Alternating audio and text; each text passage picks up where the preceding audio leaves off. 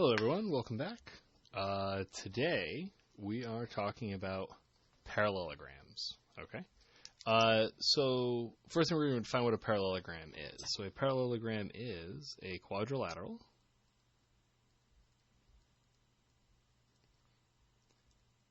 with two pairs of parallel sides.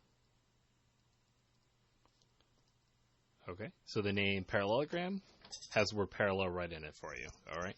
And so there is notation for parallelograms. It's very similar to the triangle notation. So you know we're very creative here in geometry. So if we wanted to name a triangle, you can name it by literally drawing a tiny triangle and then naming it by the vertices. Same idea with a parallelogram. If I wanted to name parallelogram, say parallelogram ABCD, you can just draw yourself a little parallelogram and then call it ABCD. Okay, and so same rules apply where it has to be named in order. So again, it doesn't matter like a triangle which vertex you start with, but the next one that you name has to be adjacent to that, and then the next one is adjacent to that one in the same order. Okay, so this parallelogram here you could call PQRS, you could call QRSP, or the other way around, you could call it parallelogram RQPS, any of those. All right. So a lot of properties here. These are just, in your textbook, these are listed as different theorems. I'm just going to number them as parallelogram properties. It's not really important to me that you have them numbered, so don't worry about memorizing this as this is parallelogram property number 1, or this is parallelogram property number 2. What's important is that when we have a parallelogram, you are just aware that these things are true, okay? So the first couple here are very straightforward. So in a parallelogram, the opposite sides are congruent. So in a parallelogram, the opposite sides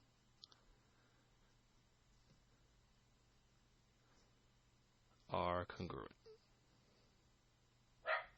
Okay? And similarly, in a parallelogram, the opposite angles are congruent as well. So in a parallelogram, the opposite angles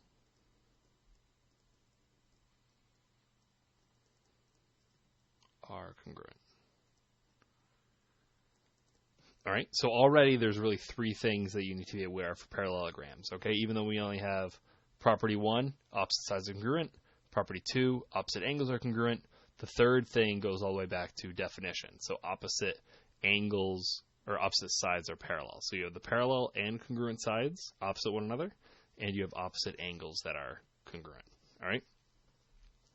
The third additional property stems from the consecutive interior angle theorem. So most of the intriguing things that we can do with parallelograms really just go back to previous chapters where we did parallel lines being cut by transversals. So all of that stuff is coming back. So for example, here we have a pair of parallel lines cut by a transversal. This is the result of the consecutive interior angle theorem, that those angles are supplements. So these angles add up to 180 degrees.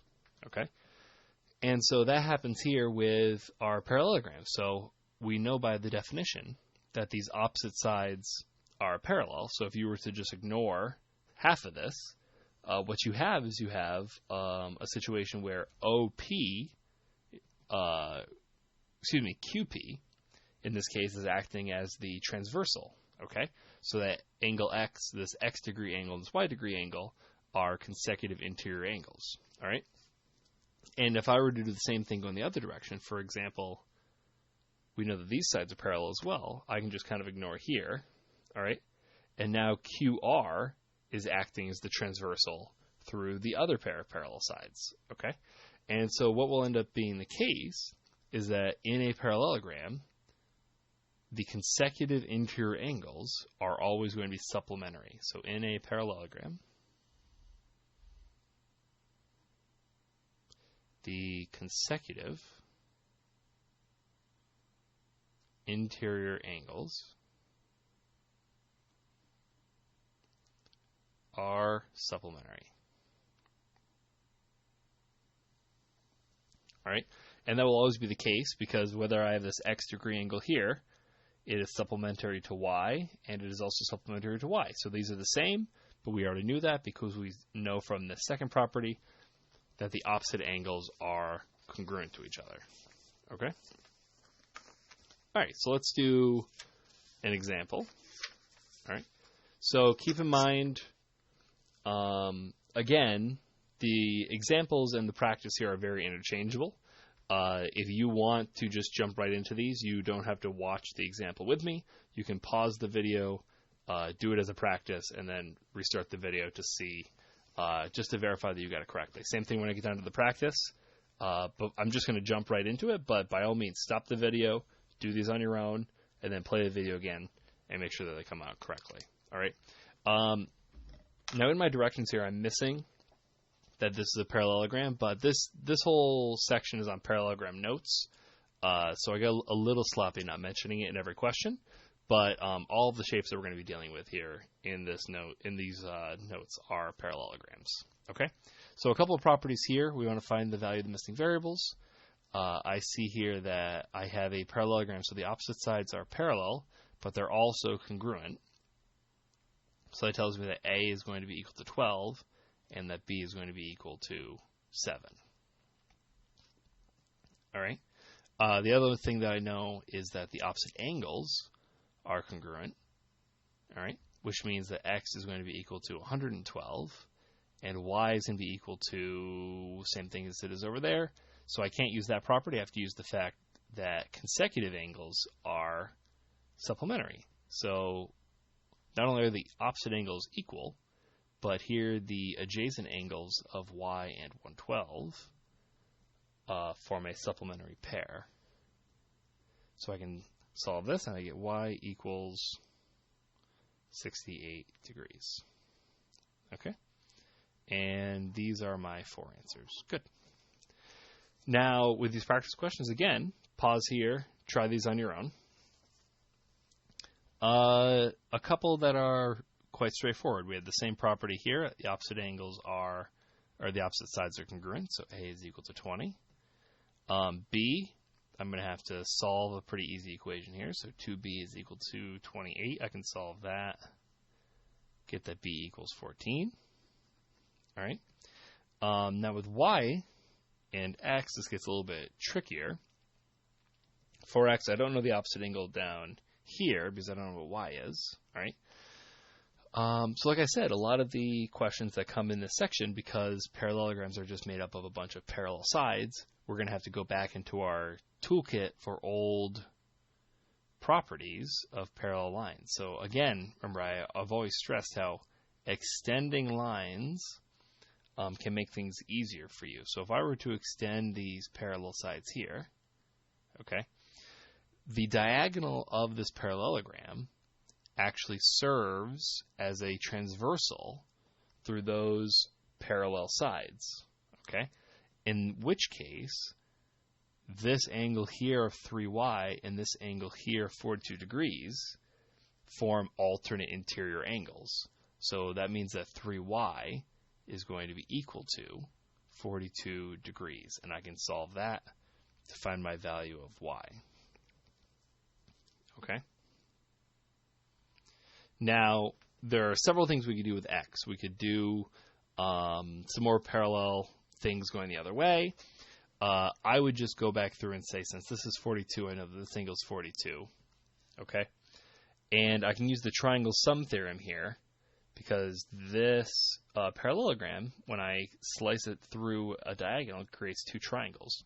So if I have a 70-degree angle here, a 42-degree angle here, those things add up to 112. So if I subtract 112 from 180, I get that this angle over here should be 68 degrees.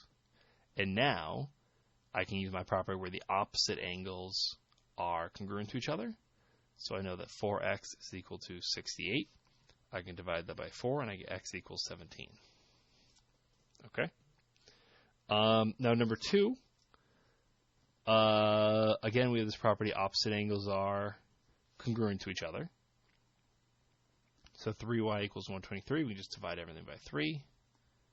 You get y equals 41. And then the consecutive angles are supplementary. So the 2x minus 5 plus the 123 will add up to 180. These things combine, this is 118. If I subtract 118, that's going to give me 62, and divide that in half, I get x equals 31.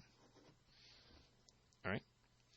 Now, for example number 2, in our accompanying diagram, it basically just describes this whole thing. We have a parallelogram. This is an exterior angle, and they tell me this angle on the inside here is 85. So there's several things I could do. One thing I could do is I could extend this side, okay, and do some neat things with corresponding angles. But I think what I'm going to do is, and maybe it's easier if you look at it kind of from this side here, right? So because we know this is a parallelogram, I know that this side BC runs parallel to this side AD, okay? And so then this diagonal is a transversal, so that these angles here form an alternate interior angle pair, okay? Which means, if I rotate this back around, that this angle here is 85 degrees. And then if I want to find this angle in here, CDB, which is what I'm trying to find, CDB, right? I'm just going to call that X for now. These three angles now just form a straight angle. So that means that the 85 plus X plus 65 equals 180 degrees. So we can combine those things, subtract, these add up to 150. You can subtract that, you get X equals 30. Make sure you're answering the question, though. It says the measure of angle, CDB, is 30 degrees. All right. So practice question, a really good spot to pause here and try that on your own. So we have a parallelogram LMNO. So you actually need to kind of draw this yourself. All right. And this deals with an exterior angle. So if I were to just kind of extend the sides here, right? We talked about exterior angles last class. Just to help myself visually, I can see that this is kind of an acute angle. This is kind of an obtuse angle. So I probably want to rig it for this to make sense for an exterior angle to be 72 degrees. I'm just going to rig this to be O here. That makes this, if I work backwards, I can call this N, call this M, and call this L. All right? So this is my parallelogram, LMNO. My exterior angle here is 72. So if this is an exterior angle, my interior angle is going to be the supplement to this, okay, which means that this is going to be 108 degrees, okay? And then L here, which is what I'm trying to find, is an adjacent angle, a consecutive interior angle here with O, and we have that property of parallelograms where the consecutive interior angles, the adjacent interior angles, are supplements. So L will be supplementary to 108 as well. And that means this will be 72. Okay? Reasoning that out together, we see that we have these two supplementary relationships. So we have these consecutive interior angles that are supplements, the exterior angle and interior angle that are supplements. So if you wanted to, you could justify directly that this exterior angle and the interior angle that is adjacent to that are congruent by the congruent supplements theorem, because they are both going to be supplementary to the same angle. So the measure of angle L is 72 degrees. All right, perfect. All right, we're almost done. We've talked about, now we have four things. We have the definition of the opposite sides being parallel, and we have three additional properties. There's actually going to be one more property. Okay. This is misnumbered. I think I corrected the one for you, though. This is parallelogram property number 4. And this has to do with the diagonals of the parallelogram. So here, the diagonals of a parallelogram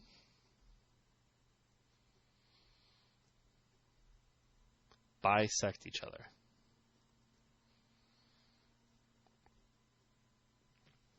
So that could be useful solving things algebraically. It's very helpful when you look at something on a coordinate grid. So if I have this parallelogram on a coordinate grid and the diagonals intersect here at P, I can find the coordinates pretty easily because P is going to be the midpoint of both of the diagonals. So here one of my diagonals is OM. So if I know the coordinates for each of those, which I do, O is located at the origin, 0, 0. M is located, if I count it out here, it's at 7, 4. Then the coordinates for my midpoint is just the average of the x's and the average of the y's. So the coordinates for P are 7/2, comma, 2. All right, something very straightforward. All right, so the last thing I'm going to do a couple more practice problems here. These are a little bit trickier because we end up with some systems, right? But we always need some good algebra practice for that. So I would really, really recommend that you pause this and try these on your own. These are definitely worth an attempt, a crack at it by yourself, okay? Now, we need to set up a couple of equations. So something I see here is that these opposite sides are equal to each other. So I have 21 is equal to 3x plus 3y. All right. And I have the second equation here, which is that 2x plus 4y is equal to 6y plus 1/2 x. And that's these opposite sides here. All right. So when you're trying to solve a system, my goal is always to make things kind of oriented nicely. I like doing elimination a lot more than I like doing substitution. And something that I see here already is that these all have a factor of 3 in them. So I'm actually going to just kind of reduce this. So this can be the equation x plus y equals 7. And I don't like doing things with fractions. As much as I love fractions, and I always kind of harass you guys for you guys not loving fractions, what you could do is you can always go through, and in this case I'm going to multiply the entire equation by 2, and that is going to eliminate my fractions for me here, okay? So I can, now if I want to rearrange these, I have x, y equals constant. I need my x's to the left. That's going to give me 3x. Move the 12y, subtract 12y from both sides. That gives me minus 4y. And there's no constants here, so that's going to equal 0, all right? So these are lined up. So if I want to do elimination, I can either eliminate my x's or eliminate my y's. I have a negative 4y. I have a positive 1y. I can just multiply this whole top equation by 4. That gives me 4x plus 4y equals 28. And then that gives me this pair of equations as my system that I can use for elimination. So when I add these, that gives me 7x, this cancels, equals 28. And when I divide by 7, I get x equals 4. And then I can plug that back in. You plug it in wherever you want, but always find kind of the cleverest place. So I look up here, just see x plus y equals 7. That's definitely the most clever location that I see. So that's x plus y equals 7. Subtracting 4, I get y equals 3. Okay? And that is my solution there. Now for number 5, let E be the intersection of our diagonals. So I'm going to sketch in my diagonals, right? Because not being able to see what's going on might be an issue, right? And remember that the diagonals bisect each other. So you have lots of pairs of congruent segments here. And if I were to start to draw these things in, I'm going to find perhaps a trap that I might have fallen for if I wasn't using a diagram. So I have AE is 2x. I have EC is y plus 7. I have DE is x. And I have DB, which is actually the whole segment. It's not this piece here. So if we fall into the trap of, oh, here's a half, here's a half, here's a half, here's a half, but it's not. This thing is the whole diagonal, okay? So, yes, I can use this pair over here. I know that AE is equal to EC, But for my other pair to set up my equation, I'm going to have to actually, you can either cut the diagonal in half, which I don't want to do because these things are both odd.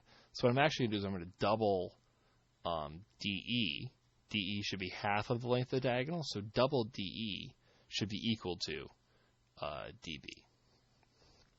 And so this is the system I'm going to use. This gives me that 2x is equal to y plus 7. And this double x is 2x is equal to 31 minus 7y. So this gives me an equation of, I'm going to just kind of orient things again, 2x minus y equals 7. And then this equation, I can put underneath it, will be 2x adding 7y equals 31. Okay? And the x's look like they're pretty ready to eliminate. So I'm just going to multiply the whole top equation by negative 1. So it makes it negative 2x plus y equals negative 7. And I'm going to use my elimination with this pair of equations. The x's eliminate, and I get 8y equals 24. I can divide everything by 8, and I get y equals 3. And I can pick out my easiest equation here, I think is up here, which is that 2x is equal to y plus 7, which means 2x is equal to 10, which means x is equal to 5. Okay? So a few new properties for you. Good luck on the homework. Email me if you have questions, and remember to stop by office hours on Friday if you would like. Good luck, take care, and I hope you guys are staying safe and staying mentally well in the kind of chaotic situation we're in. Take care, good luck.